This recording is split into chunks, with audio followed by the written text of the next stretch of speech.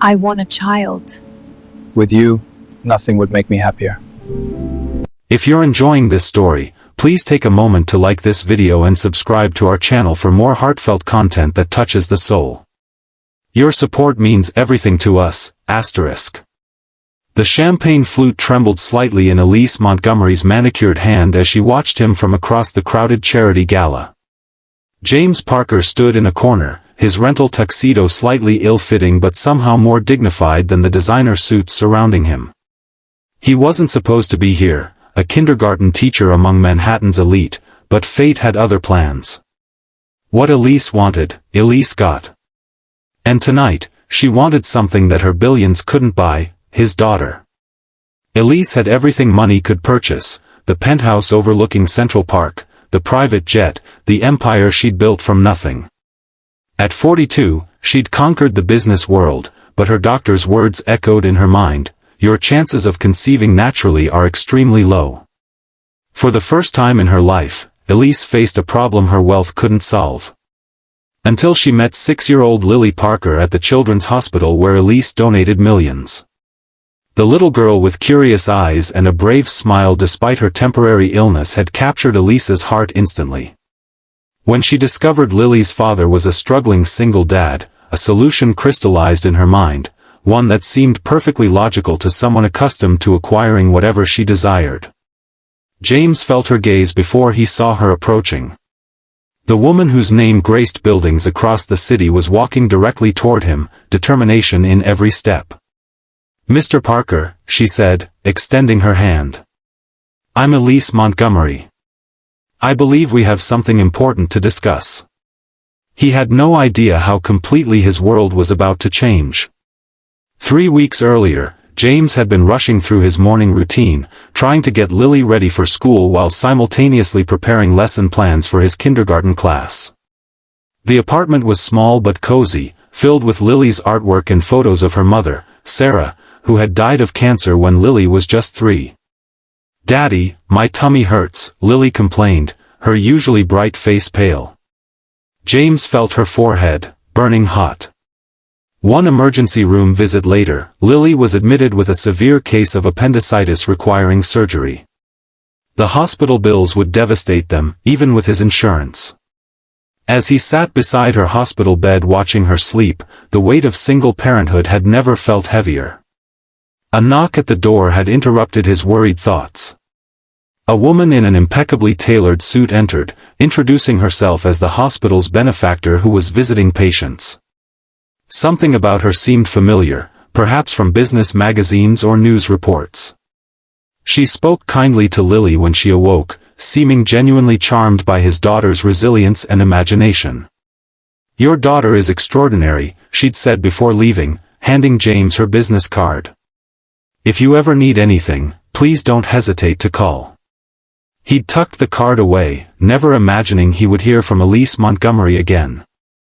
But 3 days later, the hospital administrator informed him that an anonymous donor had covered all of Lily's medical expenses. James wasn't naive, he knew exactly who had paid the bills. What he couldn't have anticipated was the invitation that arrived a week later, to a charity gala benefiting children's healthcare, with a handwritten note, "Your presence would mean a great deal. E.M." Now, standing before him at the gala, Elise Montgomery was even more intimidating up close. Her dark hair was swept into an elegant updo, diamond earrings catching the light with every slight movement of her head. "Thank you for coming," she said, her voice softer than he expected. "How is Lily recovering?" "She's doing well," James replied, still uncomfortable in this setting. "Thank you for what you did. I plan to repay you, though it might take some time." Elise waved her hand dismissively. "That's not necessary. May I speak with you privately?" She led him to a quiet balcony overlooking the city lights. For a moment, she simply gazed at the skyline, gathering her thoughts. "I've built an empire worth billions," she finally said. "I can make a single phone call and move markets. But there's one thing I've never been able to achieve." She turned to face him directly. "A family." James listened as she explained her situation, her desire for a child, the medical complications preventing it, the years wasted focusing solely on her career. When I met Lily, I felt an immediate connection, Elise continued. She's bright, resilient, creative, everything I would want in a daughter. James felt a chill despite the warm evening. What exactly are you saying, Ms. Montgomery? I want to give Lily the life she deserves, the best education, opportunities, security. I'm prepared to offer you $5 million for custody of your daughter. The words hung in the air between them. James stared at her, certain he had misheard. You want to buy my daughter? His voice was barely audible. I'm offering you both a better life, Elise clarified, as if discussing a business transaction. You could pursue your own dreams, perhaps open that progressive school you mentioned to Lily. She would want for nothing. James stepped back, his expression hardening. Lily isn't property to be purchased. She's my child. I understand your emotional attachment, Elise continued, undeterred. But consider what I can provide that you simply cannot. Private tutors, international travel, connections that will secure her future. You're struggling to make rent in a one-bedroom apartment.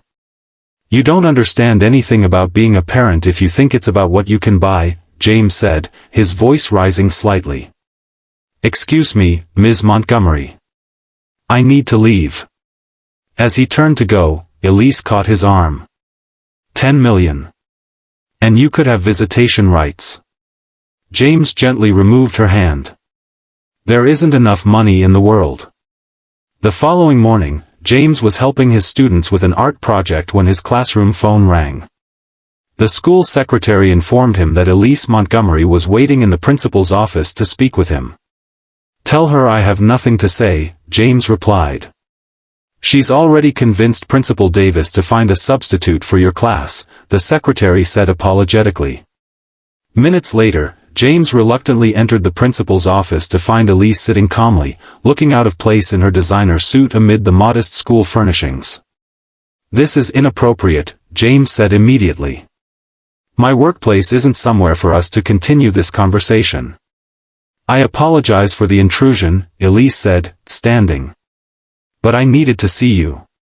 I realized I approached this all wrong. Business negotiations are my comfort zone, but this isn't business. Would you allow me to spend time with you and Lily? To get to know you both better? James hesitated. Why? Because I've never wanted anything the way I want to be a mother, Elise admitted, vulnerability showing through her polished exterior. And because Lily deserves to have a woman in her life who cares about her. Against his better judgment, James agreed to let Elise join them for dinner that weekend. Elise arrived at their apartment building in Chelsea, immediately noticing the peeling paint in the hallway and the unreliable elevator. The apartment itself was small but immaculately clean, filled with books and Lily's artwork. It was nothing like her sterile penthouse with its museum-quality art and designer furniture. Lily greeted her enthusiastically, remembering the nice lady from the hospital. James had prepared a simple pasta dinner, apologizing for the modest meal. I haven't had homemade food in ages, Elise admitted, surprised by how comfortable the wooden chair felt compared to her ergonomic dining furniture. Throughout dinner, she observed the easy rapport between father and daughter, the inside jokes, the gentle corrections, the unconditional love evident in every interaction. James asked Lily about her day, listening intently to her detailed description of the playground drama involving her best friend Emma and a disputed swing. And then Ms. Rivera said we have to use our words instead of pushing, Lily explained seriously. Daddy, can Elise see my room? I finished my solar system model. James nodded, and Elise found herself being led by a small hand to a tiny bedroom with glow-in-the-dark stars on the ceiling. A meticulously crafted model of the solar system hung from a string, each planet painted with surprising detail for a 6-year-old. Neptune is my favorite, Lily confided. It's blue like Mommy's eyes were. Elise felt something catch in her throat. It's beautiful, Lily. You're very talented.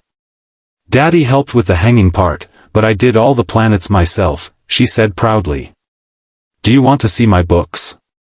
I have 27. As Lily showed her each treasured volume, Elise realized she was seeing something her money had never bought, genuine joy in simple pleasures. Later, after Lily had gone to bed, James offered Elise a cup of tea. She's remarkable, Elise said quietly. She is, James agreed.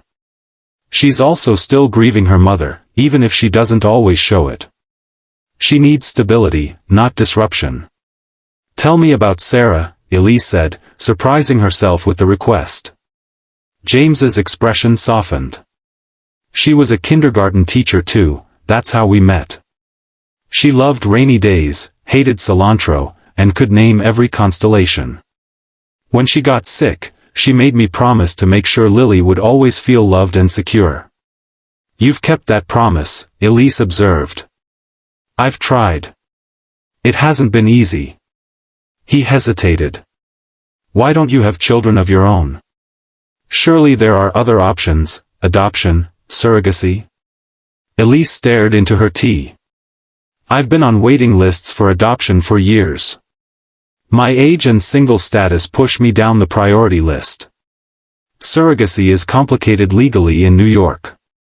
But the truth is, I've spent so long building my company that I convinced myself there would always be time later.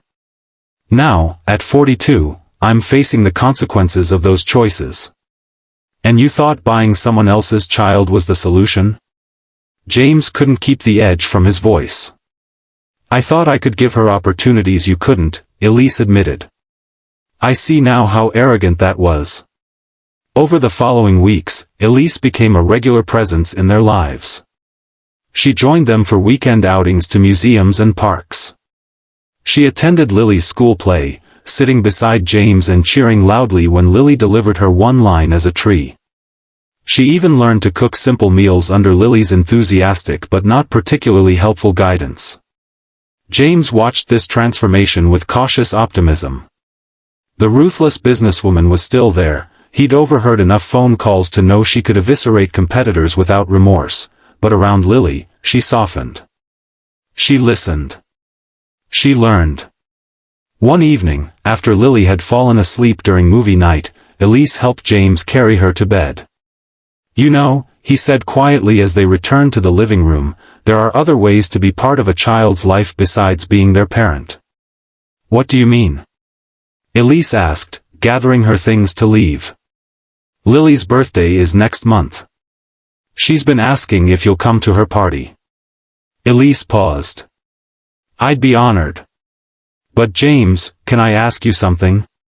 Do you ever think about what you're sacrificing for her? Your own dreams, your career ambitions? James considered the question. I wanted to start a progressive school someday, that's true. But I don't see raising Lily as a sacrifice. It's just a different kind of dream. But you could do both, Elise pressed. With financial support, you could pursue your educational vision and still be an excellent father. Are you still trying to buy my daughter? James asked, his voice cooling. No, Elise said quickly. I'm trying to invest in both of you. No strings attached. James shook his head. There are always strings, Elise. The morning of Lily's birthday, Elise arrived with a modestly wrapped package, having restrained herself from the extravagant gifts she'd initially considered. The small apartment was decorated with streamers and balloons, and several of Lily's friends from school were already engaged in a chaotic game of musical chairs. James greeted her with a tired smile.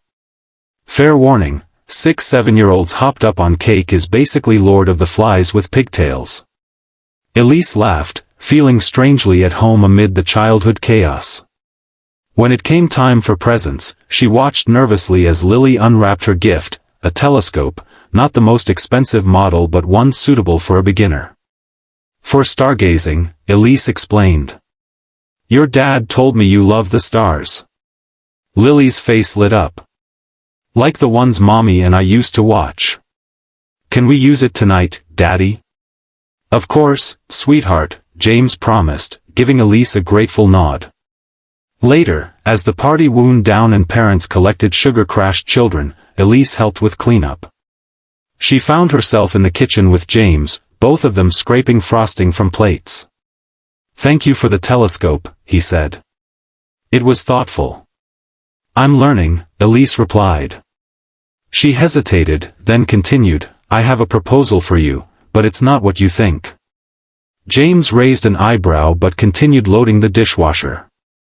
"I want to establish a foundation to help single parents pursue higher education or entrepreneurial goals," she explained. "With childcare support, tuition assistance, mentorship. Would you consider helping me design it? You understand the challenges better than I ever could." James straightened, studying her face. "Is this about us specifically, or genuinely about helping others?" "Both," Elise admitted. "I still want to help you create your school. But I've realized there are thousands of parents facing the same struggles you are. My resources could make a real difference." "And Lily?" "I'd like to remain in her life, if you'll allow it. Not as a replacement for her mother, but as a friend. Someone who cares about her." James was quiet for a long moment. "The foundation is a good idea. As for the rest, we'll take it one day at a time." 6 months later, James stood in an empty storefront in Brooklyn, Elise and Lily beside him. The space would soon become the Parker Progressive Learning Center, a school designed around his educational philosophy of experiential learning and emotional intelligence. "What do you think?" he asked Lily, who was spinning in circles in the empty space. "It's huge. Can I have my own classroom for just stuffed animals?" "We'll see," James laughed, watching as she ran to explore the back rooms. Elise surveyed the space with a critical eye. "The contractors can start renovations next week. We should be ready for your first students by fall." "I still can't believe this is happening," James admitted. "Thank you isn't enough. You're doing all the hard work," Elise reminded him. "I'm just providing capital. It's more than that. You've changed in these months." Elise smiled ruefully. "I came looking for a child to complete my life and instead found myself learning how to be a better person. Not exactly what I planned." "Life rarely goes according to plan," James said, thinking of Sarah. "Sometimes that's for the better." Elise watched Lily pretending to teach an imaginary class in the corner. "The Single Parent Foundation has already received over 300 applications. Your input has been invaluable. It feels good to help others who are struggling the way I was," James acknowledged. "Though I'm still getting used to not struggling myself."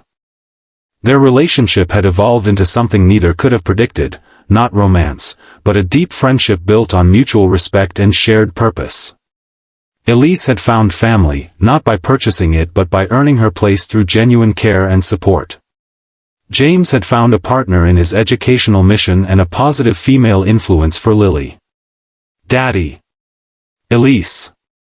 Come see! This room has the best echo," Lily called from down the hall. They followed her voice, their footsteps echoing in the empty building that would soon be filled with children's voices and new possibilities.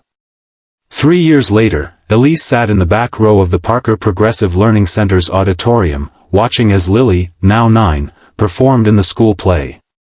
The school had flourished under James's leadership, with a waiting list of families eager to enroll their children in its innovative programs. The Single Parent Foundation had expanded to 3 cities, helping hundreds of families break cycles of financial struggle. James slipped into the seat beside her. "Sorry I'm late. Board meeting ran long." "You didn't miss her big scene," Elise assured him. "How did the meeting go?" "They approved the expansion. We'll be opening our second campus next year." Elise smiled, remembering the desperate single father she'd first encountered. Now he was an educational innovator, respected in the field, his vision becoming reality. And Lily was thriving, still missing her mother but surrounded by love and opportunity. As the play ended and Lily took her bow, Elise felt a contentment she'd never known in all her years of accumulating wealth and power. The